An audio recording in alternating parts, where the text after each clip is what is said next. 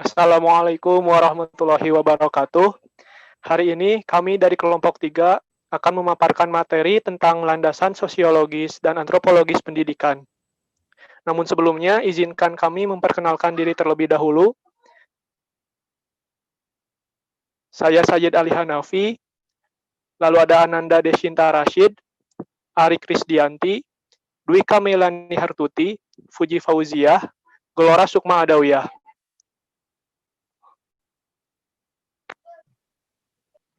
Materi pertama akan disampaikan oleh saya, yaitu individu, masyarakat, dan kebudayaan. Pengertian dari individu yaitu bagian terkecil dari kelompok masyarakat yang tidak dapat dipisah lagi menjadi bagian yang lebih kecil. Kemudian pengertian dari masyarakat merupakan jaringan perhubungan antara individu. Dan yang terakhir, pengertian dari kebudayaan merupakan keseluruhan sistem gagasan, tindakan, dan hasil karya manusia dalam rangka kehidupan masyarakat yang dijadikan milik diri manusia dengan belajar. Menurut Kutjarandiningrat tahun 1985.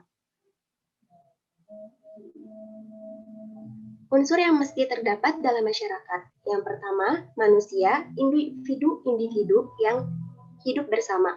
Mereka melakukan interaksi sosial dalam waktu yang cukup lama.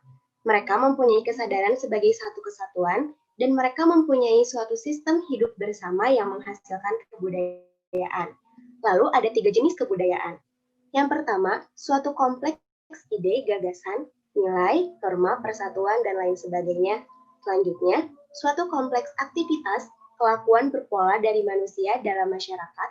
Dan yang terakhir, benda hasil karya manusia. Struktur sosial, status, dan peranan. The recurring patterns of behavior that create relationship among individuals and group within a society, yang artinya pola perilaku berulang-ulang yang menciptakan hubungan antar kelompok dan masyarakat.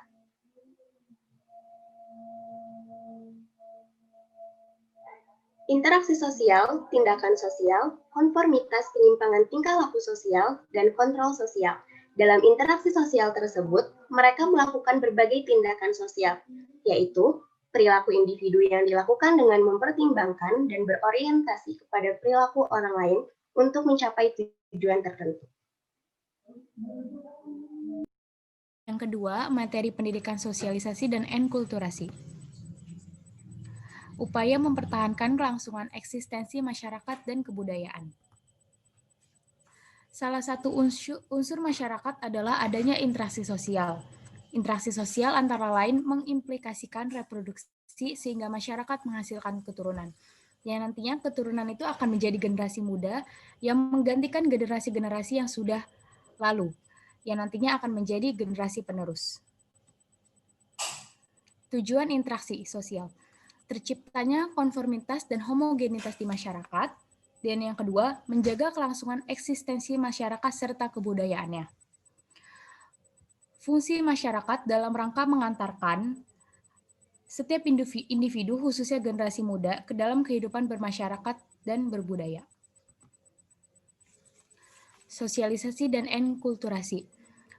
Fungsi masyarakat dalam rangka mengantarkan setiap individu, khususnya generasi muda, dalam kehidupan bermasyarakat dan berbudaya. Sosialisasi adalah suatu proses di mana anak belajar menjadi seorang anggota yang berpartisipasi dalam masyarakat, itu menurut Peter L. Berger.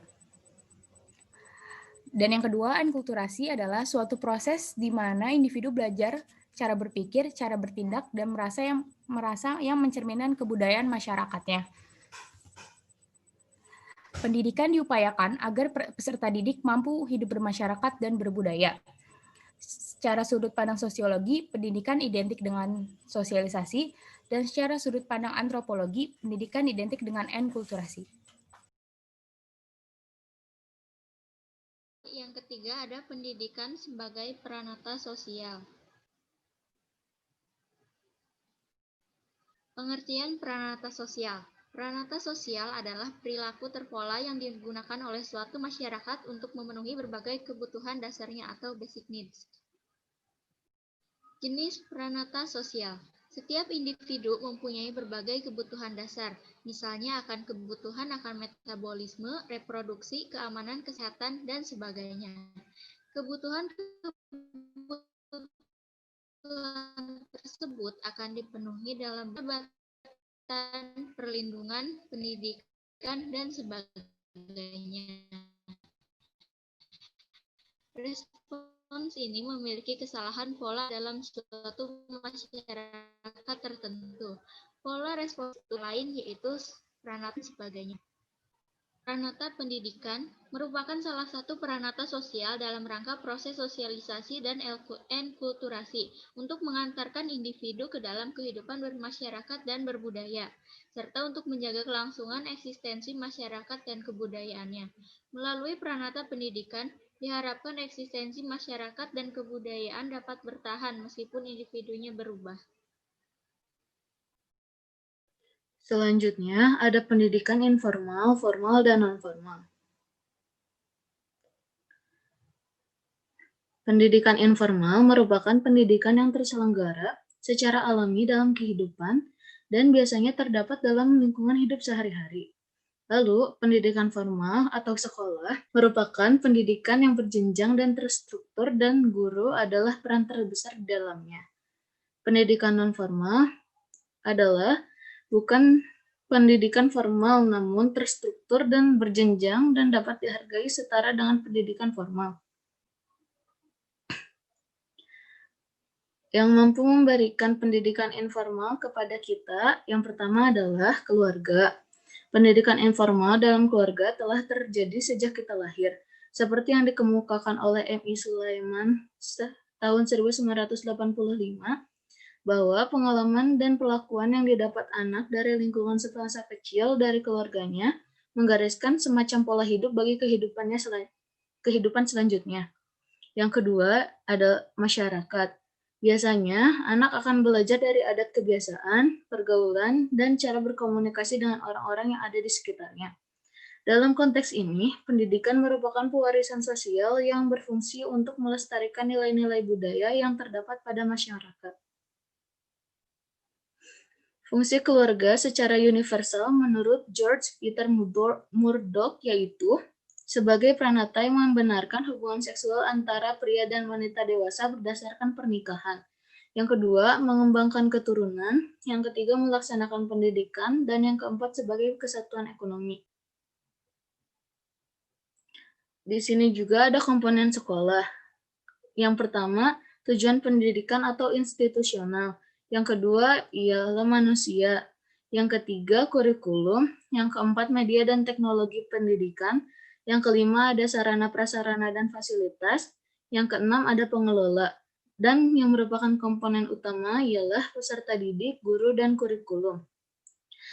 Lalu, ada fungsi dari sekolah, yaitu transmisi kebudayaan, sosialisasi, integrasi sosial, mengembangkan kepribadian individu, persiapan untuk suatu pekerjaan, inovasi atau mentransformasi masyarakat dan kebudayaan.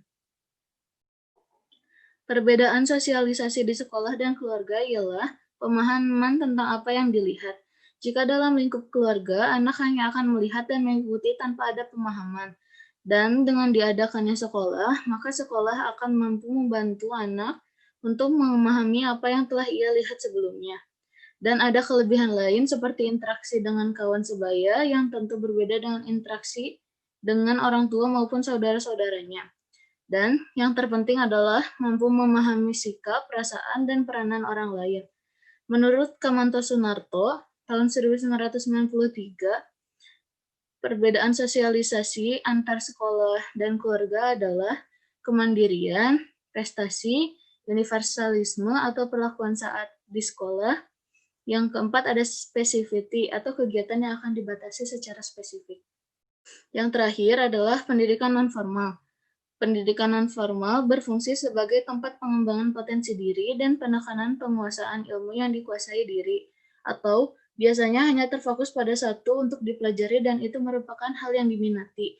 Sebagai contoh, pendidikan nonformal adalah kursus, pelatihan, kelompok belajar, pusat kegiatan belajar masyarakat, dan majelis taklim. Yang selanjutnya ada pendidikan, masyarakat, dan kebudayaan.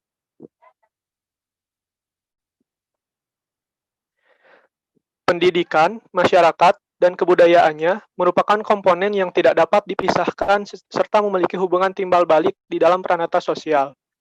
Pendidikan mengambil input dari masyarakat dan kebudayaannya serta diolah di dalamnya dengan berbagai metode. Sebaliknya, masyarakat menyediakan sumber input dan harus siap menerima output dari pranata pendidikan tersebut. Dari penjelasan tersebut, bisa diambil contoh bahwa di suatu lingkungan masyarakat pasti terdapat setidaknya satu lembaga pendidikan, di mana para pendidik dan peserta didik yang ada di dalamnya berasal dari lingkungan masyarakat itu sendiri. Ini yang kita sebut sebagai input atau masukan, sedangkan outputnya yaitu lingkungan masyarakat harus siap menerima para lulusan dari pranata pendidikan tersebut untuk diangkat sebagai tokoh cendekiawan di lingkungan tersebut. Jika dilihat melalui pendekatan sistem, pendidikan termasuk ke dalam lingkup masyarakat serta kebudayaannya. Dengan kata lain, pendidikan sudah menjadi bagian dari masyarakat itu sendiri. Di dalam masyarakat juga terdapat pranata lain, seperti halnya pranata ekonomi, politik, dan sebagainya. Dalam lingkup masyarakat dan kebudayaannya, pranata pendidikan memiliki dua fungsi, yakni yang pertama fungsi konservasi. Di sini, pendidikan berfungsi untuk mewariskan atau melestarikan nilai-nilai budaya yang ada di masyarakat dan mempertahankan eksistensi masyarakat. Yang kedua ada fungsi inovasi. Di sini pendidikan berfungsi untuk melakukan pembaharuan unsur masyarakat beserta nilai budayanya. Kedua fungsi tersebut erat kaitannya dengan masyarakat. Sebagaimana yang bisa kita lihat, di dalam masyarakat terdapat nilai-nilai budaya yang dipandang baik dan harus tetap dilestarikan. Namun sebaliknya ada pula nilai-nilai budaya yang tidak lagi relevan dan perlu untuk diperbaharui. Dengan demikian, diperlukanlah sebuah metode untuk menjalankan kedua fungsi tersebut, yaitu melalui metode pendidikan. Selanjutnya ada pola-pola kegiatan sosial pendidikan. Menurut J.W. Getzels dan H.A. Tellen, ada dua dimensi tingkah laku yang saling berinteraksi dan menentukan tingkah laku individu di dalam sistem sosialnya, yaitu ada dimensi nomotetis dan dimensi ideografis. Dimensi nomotetis meliputi variabel pranata, peranan, dan harapan-harapan sosial. Dimensi nomotetis saling berhubungan dengan variabel kebudayaan, yaitu etos, mores, dan nilai-nilai masyarakat. Dimensi ideografis meliputi variabel individu, kepribadian, dan kebutuhan-kebutuhan perorangan. Dimensi ideografis saling berhubungan dengan variabel biologis, yaitu keadaan jasmaninya, individu sebagai makhluk hidup, dan kemampuan-kemampuannya. Apabila kegiatan sosial pendidikan dianalisis berdasarkan kecenderungan orientasinya terhadap fungsi-fungsi dimensi tingkah laku, maka ada 3 pola kegiatan sosial pendidikan, yaitu pola nomotetis, pola ideografis, dan pola transaksional. Pola nomotetis mengutamakan fungsi dimensi tingkah laku yang bersifat normatif. Dengan demikian, maka tingkah laku pendidik dan peserta didik akan lebih mengutamakan tuntutan-tuntutan institusi, peranan-peranan yang seharusnya, dan harapan-harapan sosial daripada tuntutan-tuntutan individual, kepribadian, dan kebutuhan individual. Pendidikan berdasarkan pola nomotetis mempunyai pengertian sebagai sosial kepribadian. Pendidikan dipandang sebagai upaya pewarisan nilai sosial kepada generasi muda. Hal ini menimbulkan sosiologisme dalam pendidikan. Pola kegiatan sosialisasi pendidikan menjadi 2 pola ekstrim, yaitu pola sosialisasi dengan cara represi dan pola sosialisasi partisipasi. Yang kedua ada pola ideografis. Kegiatan ini sebagai personalisasi peranan, yaitu upaya membantu seseorang untuk mengetahui dan mengembangkan tentang apa yang ingin diketahui atau yang ingin dikembangkannya. Hal ini menimbulkan psikologisme dalam pendidikan. Dan yang terakhir ada pola transaksional. Pola ini mengutamakan keseimbangan berfungsinya dimensi tingkah laku nomotetis dan videografis. Ciri-ciri sistem sosial pola transaksional yaitu setiap individu mengenal tujuan sistem sebagai bagian dari kebutuhan pribadinya. Setiap individu percaya bahwa harapan-harapan sosial yang dikenakan kepada dirinya adalah rasional apabila harapan-harapan tersebut dapat dicapai.